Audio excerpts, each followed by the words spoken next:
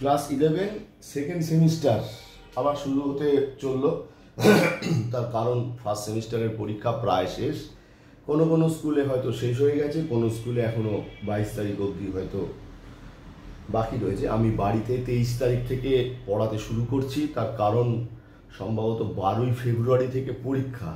তার মানে আমাদের হাতে খুব অল্প সময়, এই অল্প সময়ের মধ্যে অনেকটা বড় সিলেবাস কিন্তু আমাদের শেষ করতে হবে।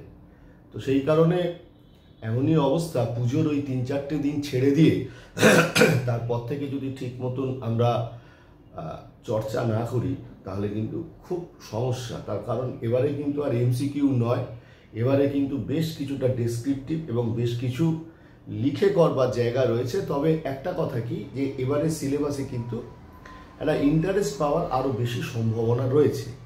তো যাই হোক, আমি প্রথমে অ্যাকাউন্টেন্সি সিলেবাসটাকে নিয়ে একটু আলোচনা করি। যে ক্লাস 12-এর অ্যাকাউন্টেন্সি সিলেবাসটা, মানে সরি ভুল বললাম, মানে ক্লাস 11 সেকেন্ড সেমিস্টারের অ্যাকাউন্টেন্সি সিলেবাসটা কি হতে পারে বা কি আছে। লিখলাম অ্যাকাউন্টেন্সি সেমিস্টার 2। তো এখানে সবচেয়ে ছোট যে মার্কসের কোশ্চেন আমরা পাবো সেটা হচ্ছে 2 মার্ক।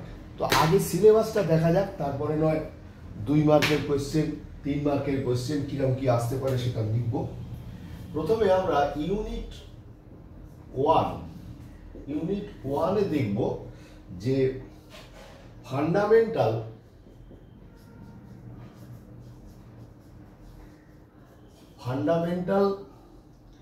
অ্যাকাউন্টিং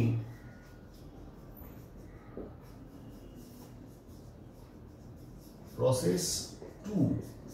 এখানে এই জায়গাটা আমরা দেখব। এই জায়গার মধ্যে আমরা কি করব, এই জায়গার মধ্যে আমি আর লিখছি না, আমি তোদের গ্রুপে এটাকে শেয়ার করে দেব। আমরা যেটা দেখব এটাকে জার্নাল করেছিলাম, এখানে লেজার করব। আমাদের কিন্তু জীবনের ম্যাক্সিমাম সময়টা লেজার নিয়েই কাটবে। এবার তাহলে লেজারটা ভালো করে শিখতে হবে। লেজারের পর আমরা কি করব? লেজারের পর আমরা করব হচ্ছে ক্যাশ বুক। এখানে ক্যাশ বুকে আমরা 3 ধরনের ক্যাশ বুক করব। একটা হচ্ছে সিঙ্গেল কলম ক্যাশ বুক, একটা হচ্ছে ডবল কলম ক্যাশ বুক, আর একটা হচ্ছে পেটি ক্যাশ বুক। প্রশ্ন উঠতে পারে, স্যার এগুলো আবার কি? যথাসময়ে আলোচিত হবে। তারপরে কি করব? তারপরে করব হচ্ছে ব্যাংক রিকনসিলিয়েশন স্টেটমেন্ট। এই ব্যাংক রিকনসিলিয়েশন স্টেটমেন্টে অ্যামেন্ডেড ক্যাশ বুক দিয়ে একটা ব্যাংক রিকনসিলিয়েশন স্টেটমেন্টের কিন্তু জায়গা আছে। তো ঘটনাচক্রে এই সিলেবাসে এটাকে বাদ দেওয়া হয়েছে। আর কি করব? আর করব হচ্ছে rectification of errors. Rectification of errors আমরা ফার্স্ট সেমিস্টারে before preparation of trial balance করেছিলাম। এখানে করব হচ্ছে after preparation of trial balance.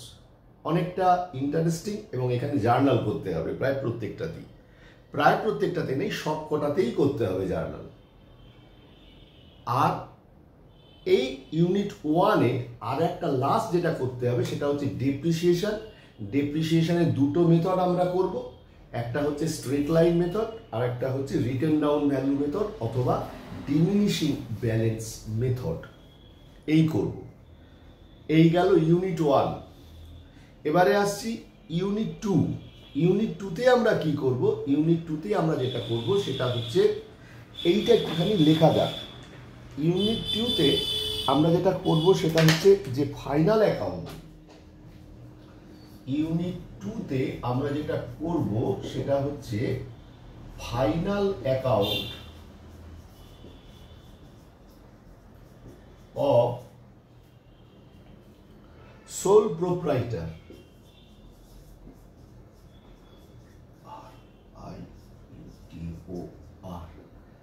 Final account of sole proprietor মানে সোল প্রোপ্রাইটার মানে হচ্ছে এক মালিকানাভুক্ত কারবারের চূড়ান্ত হিসাব তৈরি করব। ইউনিট 3, এটা গেল ইউনিট 2। ইউনিট 3-তে কি করব? ইউনিট 3-তে করব হচ্ছে গিয়ে accounting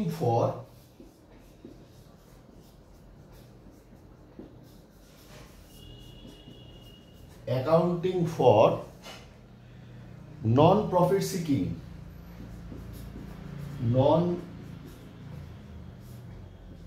profit seeking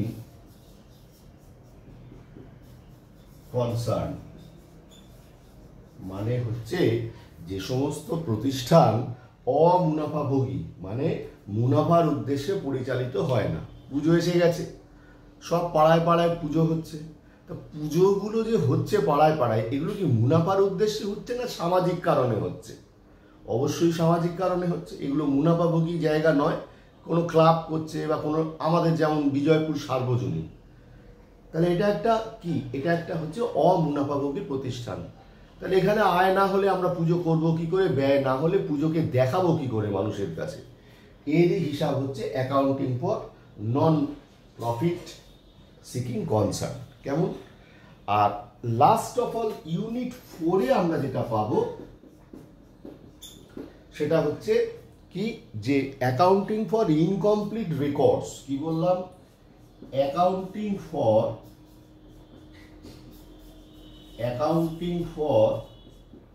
incomplete records, অর্থাৎ এক কথায় এটাকে বলা হয় সিঙ্গেল এন্ট্রি সিস্টেম, একতরফা দাহিরা পদ্ধতি। ঠিক আছে? এই টোটাল এই ইউনিটগুলো থেকে ইউনিট 1, ইউনিট 2, ইউনিট 3, ইউনিট 4 থেকে 40 মার্ক থাকবে, আর প্রজেক্ট ওয়ার্ক থেকে থাকবে 20 মার্কস। এইভাবে এবারে ডিস্ট্রিবিউশনটা হবে। এবারে তোদের একটুখানি বলে দিই যে যতটুকু বইতে আর কি মডেল কোয়েশ্চেনগুলো রয়েছে, সেখানে দেখাচ্ছে কি যে 4টে কোশ্চেন থাকবে 2 নম্বরের, তাহলে 4 দুগুণে 8 হলো। 4টে কোশ্চেন থাকবে 3 নম্বরের, তাহলে হলো 12। তাহলে 12 আর 8-এ কত হলো? 20। আর কি হবে? আর থাকবে হচ্ছে 4টে কোশ্চেন 5 নম্বরের, হচ্ছে 20। এইভাবে হবে হচ্ছে 40, আর বাকি 20 হচ্ছে প্রজেক্ট। এবার বাকি আরও ডিটেলস আমি তোদের গ্রুপে শেয়ার করছি, এটা কিন্তু খাতায় অবশ্যই লিখে নিবি।